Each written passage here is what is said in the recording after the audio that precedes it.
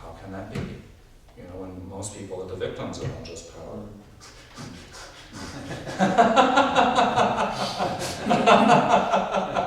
So I'm suggesting that to become more spiritual is not unconnected from the problem of human freedom / liberation versus oppression.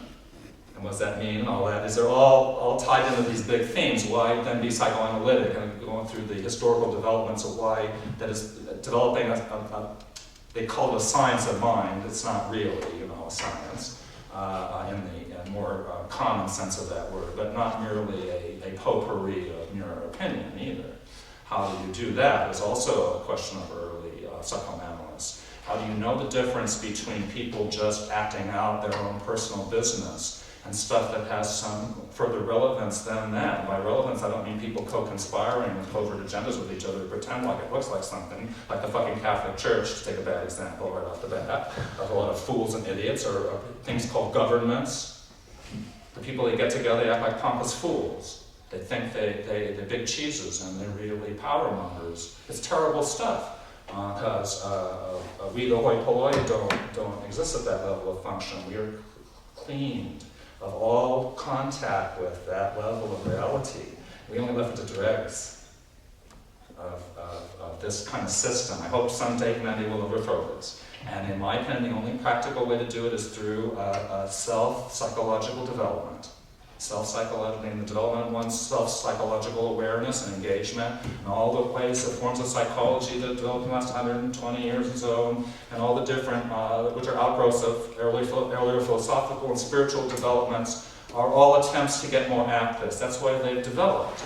The earlier forms have given birth. The earlier forms of being more mindful, more whatever, in spiritual terms or in philosophical terms, now get more sophisticated when it's something that you pay attention to vis-a-vis these systems that have now been developed. The principle being what is called psychoanalysis, but it has its relations. Jungian analysis, for example, is a kind of psychoanalysis. This whole kind of area related to what we might call historical psychoanalysis. How do they grow and develop with these kinds of questions, so to speak? Excuse again the term, science of the mind. How does that develop when you are trying to deal with subjectivity and you know there's only subjective views? Why does it not get then crazy? And I would suggest to you that 120 odd years of the history of psychoanalysis is all about that. And by psychoanalysis, I don't mean just the official version, but also the estranged versions, and so many of which, by the way, Freud would pick and choose from, evidently, and take ideas from.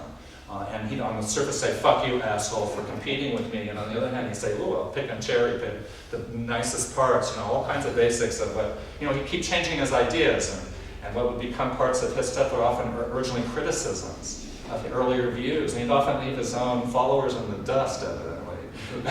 They believe, like in the libido theory, he'd gone on to, the ego and the id and the superego and all that. These used to be litmus tests. So in 1915, of a litmus test, if you didn't believe in the libido theory of the cause of all mental problems, you were not a psychoanalyst. But by 1920, that was in ruins. And all those who had bought that and chased out everyone else were humiliated. Because Freud himself pivoted and turned and said, "No, I was wrong." And proposed a whole new system. Yeah, it wasn't nuts, okay, so how do we know what's nuts versus what's not? Is again the question at issue here, okay? So this is just as true as we attempt to do this in a gay way now, as we might have done, say, 120 years ago in the history, from 120 years ago to now, about classical psychoanalysis and what it's become today, for example. It's at a very early stage what we might call gay psychological development, if we mean a form of self-awareness, disciplined self-awareness of that phenomenon. And again, if we were in another culture, in another time, what we today might call gay psychological self-development would be called, in my opinion, the traditional spiritual / philosophical discipline of the time and place. In other words, there's always been a place for what we call homosexuals, always. We always have contributed very importantly in meaningful ways. That's not the only way, by the way. There are other ways that queer folks, or homo-queer type folks, contributed in addition to the ways that I'm alluding to here, but I'm alluding to ways that are particularly significant vis-a-vis this, why set up this advanced training program. Why do this? Because I don't mean to imply by doing this anything that is traditionally called the motives that people would do this, other than the ones I just named, to honor and further what the Institute for Contemporary Uranian Psychoanalysis has done by establishing itself. To extend that and deepen that over time does take this step. It is a challenging step, because I feel that none of us who are involved in this want to do it merely in imitation of non-gay ways of doing these things, yet we feel compelled to honor the very tradition we are trying to get more cultivated in, to have to take this step, but in a homo way, and we kind of have to feel our way out.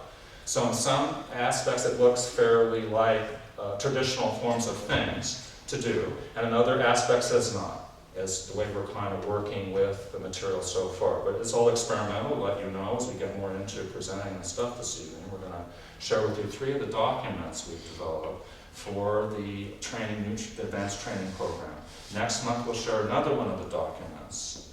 We already are instituting this beginning of this new training program starting in August, because our view, we've been planning it out now for a long time, but because our view is, unless we get started, nothing else will ever develop. It's years in the making just to get started. But we have to get started. Once we begin to get started, we're actually underway, we actually begin to feel it and experience it and be with it, and then we can begin to grow from there. As long as we're merely speculating and really planning, it's all hot air. So that's why we're beginning to get started, and we are, I would say our general attitude is that it's a very modest beginning to what we're interested in supporting and encouraging more of. But again, at least it's a start to this. So we thought as part of this, starting this up, we ought to present it, so to speak, publicly in this public forum that we've set up to be able to be public. To present it to the public space, the public energy, what we're doing, because we always feel accountable to the public in that sense that we're not a public institution. We always feel accountable to the ears of the common person who might just come into contact for whatever reason with whatever it is we're doing versus our government, the hierarchies of our major religious institutions. It's all secret. No one is allowed like here.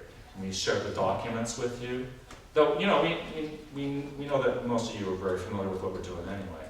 But nonetheless, it's with this tone in our naming. This is free and public, and we do this on purpose to create this kind of space and be able to manifest the energy of what we're doing in this kind of way, so that we have this kind of interface with you all, whoever it is who shows up, or even just the air, the space, the walls, the room is fine with me, because that's the purpose of doing it for the camera, really. We're doing it for the camera in that sense, to be recorded. If there is any interest later on, who knows, there may not be. This is all just a little fringy, fringe of the fringe of the fringe. I suspect otherwise, that sometimes the most interesting of things have very obscure starts. Not always. Sometimes it's more obvious. But sometimes things are not that way. In fact, very often. I was in another context reading about the early Cubists and the Stein family siblings who were well off enough to be able to travel often to Europe. They're kooky enough from Oakland.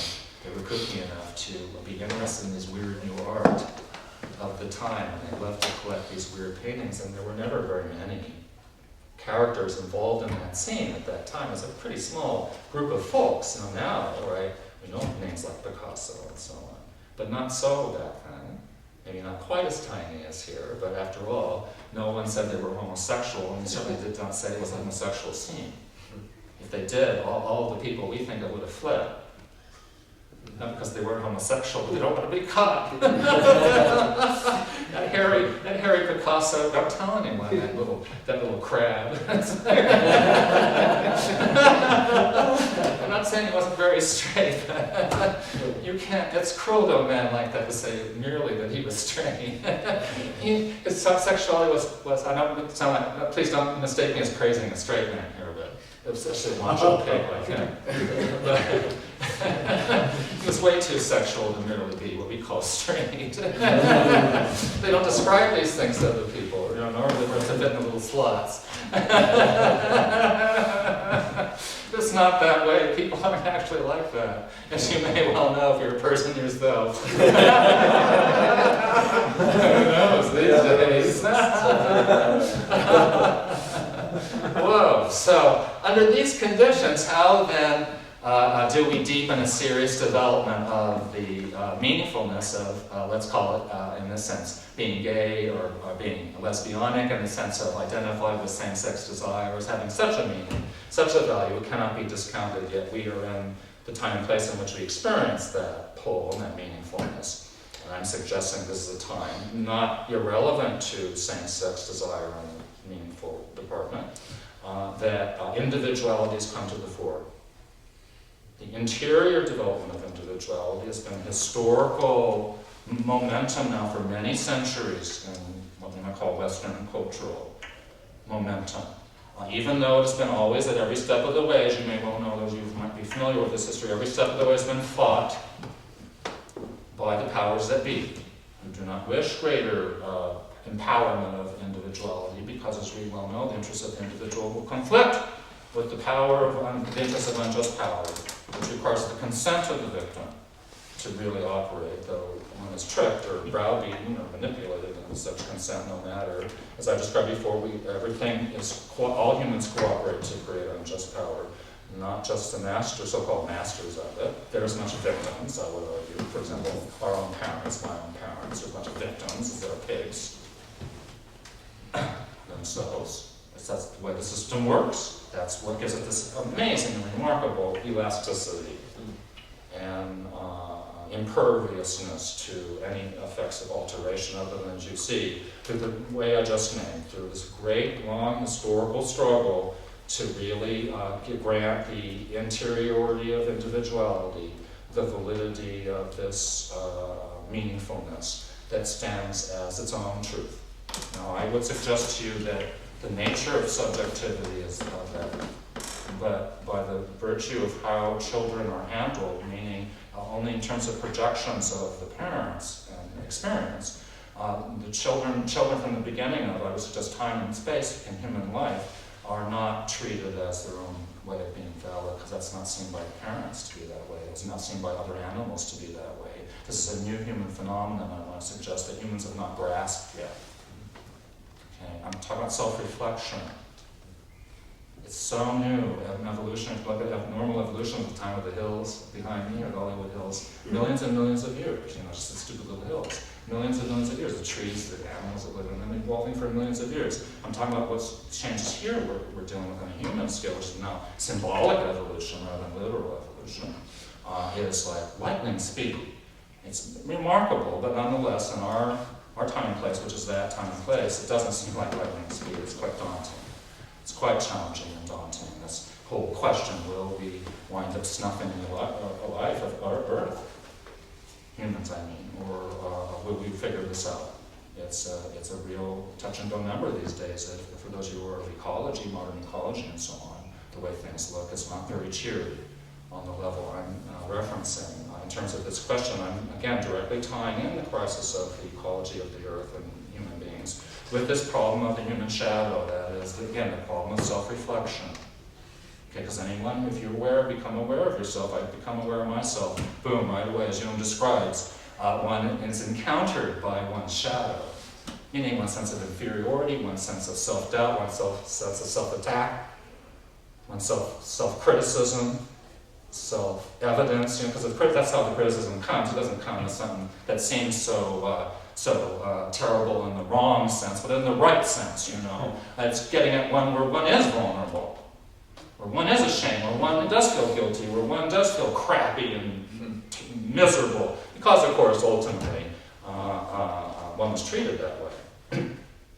One was treated in a terrible, miserable way. If we go underneath that, okay, I'll suggest for those of you more interested in perhaps the philosophical aspects of this, in my opinion, it's treated that way ultimately because to really be with how you really are in a self-knowing way is to be with your existential moment. And to really be with one's existential moment, for those of you who seriously been in spiritual systems, for example, like some of what I've experienced, where you're trying to really work with that, you're trying to get to that, it's really challenging.